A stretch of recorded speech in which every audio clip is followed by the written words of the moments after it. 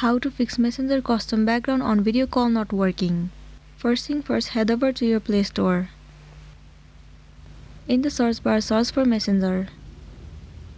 Head over to this application. So right here you can see it says update, which means that your application Messenger is not up to date. It might be one of the reasons that you are facing this issue. So just tap on update and update this application to the latest version. Most of the time, updating the application has fixed the issue that you have been facing. But if it still doesn't work for you, then in the next step what you want to do is head over to your settings. Move into apps.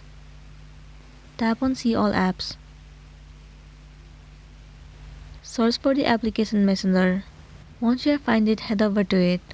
Right here you need to clear the cache and the storage of this application. So tap on clear cache and then tap on clear storage. You need to click on OK.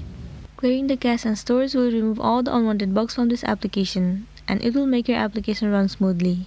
It might also fix the issue that you have been facing and then you'll be good to go. Well, that's it, and I hope this video is gonna be helpful for you. Thank you for watching it till the end.